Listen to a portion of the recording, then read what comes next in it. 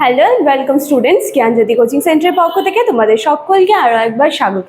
এর আগের দিনে কিন্তু আমরা রাজনৈতিক তত্ত্বের অবক্ষয় কি সেটা কমপ্লিট করেছিলাম।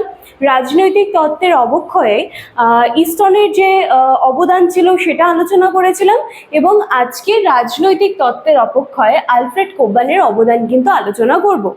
আজকের ক্লাস বা আজকের আলোচনার বিষয়টি শুরু করার আগে আমি তোমাদের একটু বলে নিতে চাই, তোমরা যারা তোমাদের ফার্স্ট সেমিস্টারে আমাদের জ্ঞানজ্যোতি কোচিং সেন্টারের সাথে যুক্ত হতে চাইছো বা আমাদের জ্ঞানজ্যোতি কোচিং সেন্টার একটা পার্ট হতে চাইছো, আমাদের এখানে আরও যারা স্যার ম্যামরা রয়েছেন তাদের কাছে পড়তে চাইছো, তার জন্য কিন্তু তোমাদের সকলকে আরও একবার ওয়েলকাম। আমাদের সাথে সরাসরি যুক্ত হতে গেলে তোমাদেরকে এখানে কর্নারে দেওয়া দুটি নাম্বারের মধ্যে যে কোনো একটি নাম্বারে কিন্তু কল করে নিতে হবে। এই নাম্বার দুটি হলো আমাদের জ্ঞানজ্যোতি কোচিং সেন্টারের অফিসিয়াল হেল্পলাইন নাম্বার।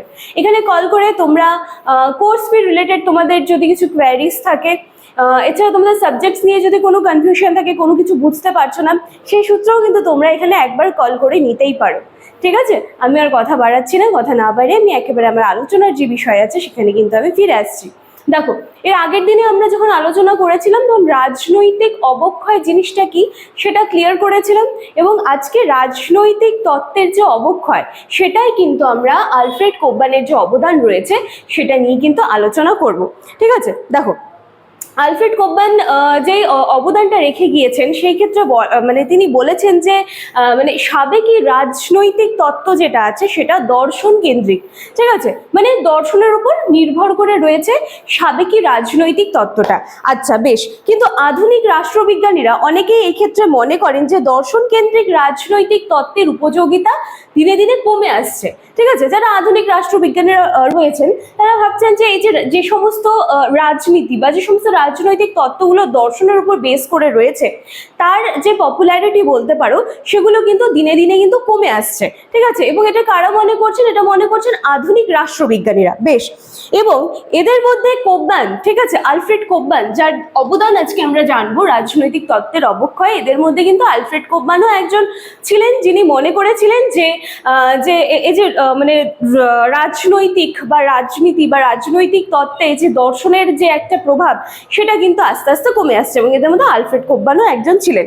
বেশ, এবার আলফ্রেড কোববান একটা খুব সুন্দর কথা বলেছিলেন, সেটা হচ্ছে যে বৌদ্ধিক ঐতিহ্যের ধারা বজায় ছিল ততদিন মতাদর্শ ও প্রতিষ্ঠানের ধারণার মধ্যে একটা পারস্পরিক আদান প্রদানের যে সম্পর্ক ছিল সেটা কিন্তু বজায় ছিল।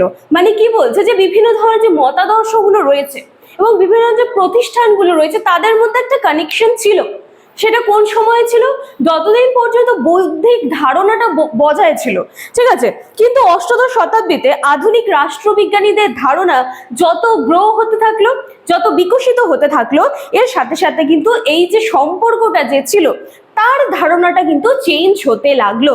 ঠিক আছে, এর পরবর্তীতে দেখো কি বলা হয়েছে যে গ্রিক রাজনৈতিক মতাদর্শে রাজনৈতিক তত্ত্ব উপস্থিত থাকলেও কোববান এটা লক্ষ্য করেছিলেন যে রোমান যে রাজনৈতিক বা রোমান সাম্রাজ্যের যে রাজনৈতিক তত্ত্ব সেটাই কিন্তু রাজনৈতিক তত্ত্ব যেটা ছিল সেটা কিন্তু অনুপস্থিত ছিল। ঠিক আছে, এবং তিনি এক্ষেত্রে রোমান সাম্রাজ্যের সঙ্গে যে আধুনিক সাম্রাজ্য তার কিন্তু একটা তুলনা করেছিলেন। আচ্ছা বেশ, এবং আলফ্রেড কোববান যিনি ছিলেন তিনি এও আশঙ্কা করেছিলেন যে ভবিষ্যতে যে রাজনৈতিক তত্ত্বটা রয়েছে তার যে অস্তিত্ব সেটা কিন্তু আস্তে আস্তে বিলীন হয়ে যাবে, এরকম তিনি একটা আশঙ্কা করেছিলেন, এবং এই জন্য তিনি আধুনিক কালে কিছু পরিস্থিতিকে দায়ী করেছিলেন, যেমন নানান ধরনের যে আমলাতন্ত্রগুলো রয়েছে, ঠিক আছে, এছাড়া সামরিক সংগঠনের বিকাশ, এই সমস্ত কিছুকে কিন্তু আলফ্রেড কোববান একটা দায়ী করেছিলেন যে ভবিষ্যতে কিন্তু এই জিনিসগুলো লুপ্ত হয়ে যেতে পারে। বেশ, এবার দেখো এর পরবর্তীতে কি বলা হচ্ছে যে কোববান কমিউনিস্ট দেশগুলির পাশাপাশি যে গণতান্ত্রিক দেশগুলো রয়েছে, ঠিক আছে, তার রাজনৈতিক তত্ত্ব নিয়েও কিন্তু আলোচনা করেছিলেন। এবং সর্বোপরি আমরা এটা বলতে পারি যে আগের দিনে যখন আমরা ডেভিড ইস্টনের অবদান আলোচনা করেছিলাম এবং আজকে যেহেতু আমরা আলফ্রেড কোববানের অবদান আলোচনা করছি, দুজনের মধ্যে কিন্তু মানে অনেকটা সিমিলারিটিস ছিল। ঠিক আছে, দুজনের মধ্যে মতের কিন্তু অনেক মিল ছিল। কেন এক্ষেত্রে বলা হচ্ছে? দেখো, আমলাতন্ত্র অস্বাভাবিক বৃদ্ধি এবং এর সাহায্যে রাষ্ট্রবিজ্ঞানীদের উদাসীনতা, রাষ্ট্রচিন্তার ক্ষেত্রে যে বিরোধী মতবাদের সৃষ্টি, সামরিক বাহিনীর ক্রমবর্ধমান ভূমিকা, আন্তর্জাতিক বিশ্বে পরিবর্তনের সঙ্গে রাজনৈতিক তত্ত্বের পরিবর্তনের অভাব, ঠিক আছে, এই সমস্ত বিষয় কিন্তু রাজনৈতিক তত্ত্বের অবক্ষয়ের অন্যতম কারণ, এবং এই সমস্ত দিকগুলোও কিন্তু ডেভিড ইস্টন কিন্তু এই সমস্ত দিকগুলিরও কথা বলেছিলেন।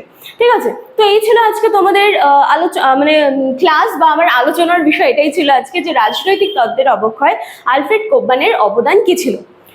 আমি খুব ছোট করে সহজভাবে কিন্তু পুরো ব্যাপারটা তুলে ধরার চেষ্টা করেছি, সহজ ভাষায় বলার চেষ্টা করলাম। আশা করছি ক্লাসটা তোমাদের ভালো লাগবে। ক্লাসটা শুনে যখন ভিডিওটা শেষ হবে অল্প কিছু হলেও কিন্তু তোমরা বুঝতে পারবে, জানতে পারবে। তো চলো আজকে ক্লাসটা আমি এখানেই শেষ করছি, দেখা হচ্ছে পরবর্তী দিনে নতুন একটা টপিক নিয়ে। Thank you.